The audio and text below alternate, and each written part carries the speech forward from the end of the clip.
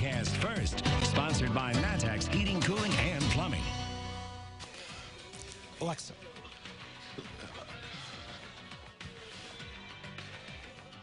And you can see that we have got clear skies out there across the area. We have got sunshine. That is our view from Danville right now. And we have got some really nice weather as we head throughout the course of tonight. When we come back here in just a little bit, we're going to be telling you more about how these temperatures are going to drop and snow that is in the forecast. So stick around. WCIA 3 News starts right now. Now from WCIA 3 News.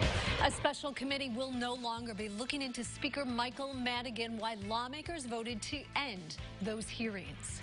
Also, we told you about a woman who's been missing for more than a month. Now her family is asking you to help find her. And the state got its first doses of the COVID-19 vaccine today. Why it may take a few days for Central Illinois hospitals to see those shipments. You're watching your local news leader. This is WCIA 3 News at 5. The hearings investigating Speaker Michael Madigan are over. Good evening. I'm Jennifer ROSCOE. Paul is on assignment. Democrats voted to end the House Special Investigative Committee tonight without calling Madigan to testify. Our Capitol Bureau Chief, Mark Maxwell, is live in Springfield. Mark, Republicans definitely not happy with this outcome. Jennifer, good evening. Christmas comes early for Speaker Michael Madigan, at least for now. He won't have to testify before the House Special Investigative Committee. Yes, he's still at the center of an ongoing FBI investigation into ComEd confessing to corruption, trying to bribe the Speaker and paying disguised secret payments to members of his inner circle. Also, he's facing a defection in the Democratic Party as more members say they won't back him for Speaker, but that's next month's problem. For now, his loyal party members, the 3 Democrats who sit on this committee, called it all a show trial, a sham, and they shut it down, even after Republicans tried to call and file motions to issue a subpoena to compel Madigan to testify. You're going to excruciating lengths to protect Michael J. Madigan from ever having to testify to his nefarious behavior that was crystal clear in the outline of the emails, and yet you don't even want to bring him here to testify.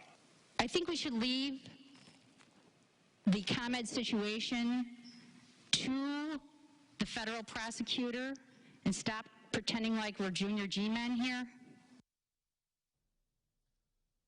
Several times, Democrats said one of the reasons they didn't want to call any of the witnesses listed in that deferred prosecution agreement is because they didn't want to interfere or interrupt the ongoing federal corruption investigation. But at the same time, they said this wasn't a criminal proceeding, but a political process. So sort of speaking out of both sides of their mouth there. And in fact, the prosecutor himself had said he did not object to calling those witnesses to testify. Democrats just didn't want to do it. So they had the votes. They shut it down.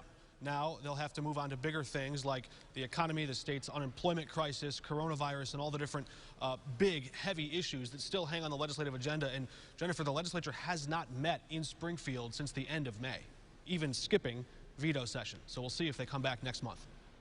All right, Mark. Lots on their plates. Thank you so much. Champaign police are asking for your help with a murder investigation. 31-year-old Alan Hardin was found lying in the street near a cul-de-sac of Leaper Court on November 26th.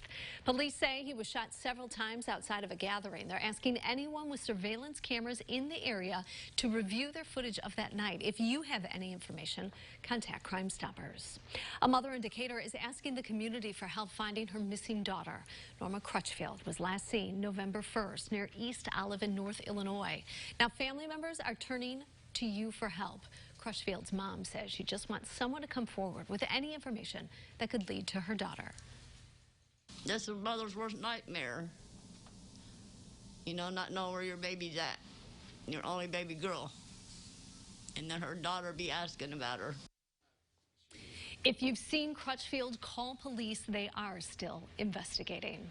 The day has finally come. Shipments of the COVID-19 vaccine have arrived in Illinois, but it may be a few days before they make it to some Central Illinois hospitals. WCIA 3's Courtney Bunting is live in our newsroom. So, Courtney, you talked to some of those hospitals.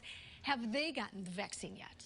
Well, Jennifer, last time I spoke to them, they had not received them yet. Now, we mentioned before that there are 50 counties in the state that will get the vaccine first. That's based on their high death rates of COVID-19. But even then, it will only happen in limited amounts. For example, Sarah Bush Lincoln in Coles County, they're expecting 475 doses in their first shipment. So they asked their employees if they wanted it, if they were interested in getting the vaccine. They had an overwhelming response. Nearly 800 of their 2,700 employees said yes, but who will get the first out of those? Well, that's based on a tier system they've developed. For instance, if somebody works in critical care and they are directly caring for that patient with COVID, they would be higher on the list than somebody who might be a clerical support person in that department. The other part that's crucial in this process is that not all employees in one department who want a vaccine will get it right away, and that's because of the possible side effects. For example, they don't want the whole department dealing with a certain side effect, whether it's a headache or body aches, at the same time. Now, Sarah Bush is expecting their shipment of vaccines either today or tomorrow. So far, as I mentioned earlier, I haven't gotten word that they received it yet today. Now, once they get their first shipment, they'll be getting them every week after that point. Live in the newsroom, Courtney Bunting, WCIA 3, your local news leader. Courtney, thank you so much. The U of I SHIELD team is working on expanding their saliva testing. They made a presentation in front of the state Senate this morning explaining what they've been able to accomplish with it so far. They're still waiting for FDA approval to be able to offer it to the community. A diner could soon see its doors closing. Mary Ann's in Champaign has been operating without a health permit since last week.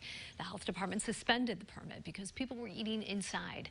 Now the restaurant is facing a hearing before the city. City officials could decide to pull the food permit too. It's illegal in Champaign to run a restaurant without both permits. The hearing date hasn't been set yet.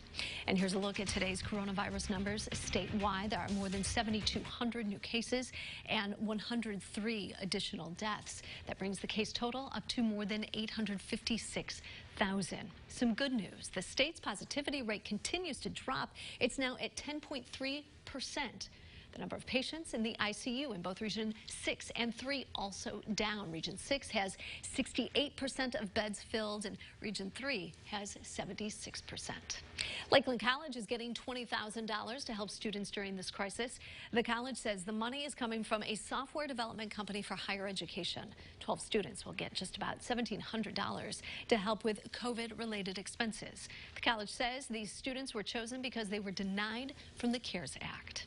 Businesses in downtown Monticello can now apply for building grants. It's part of the Monticello Street program. The money can be used for building improvements both inside and out. You have to apply first. City officials say the program is more flexible than those in the past. The program really is intended to get businesses and property owners to take a look at where the needs are in their building. An estimate from a contractor is needed. The last day to apply for an improvement grant is tomorrow. You can apply again in June. We have another way for you to give back this holiday season where you can give the gift of life with us. Also this. Our job is to identify them, to recruit them, and to select among them. Illinois football looking for a new head coach when we could see an announcement on Lovie Smith's replacement.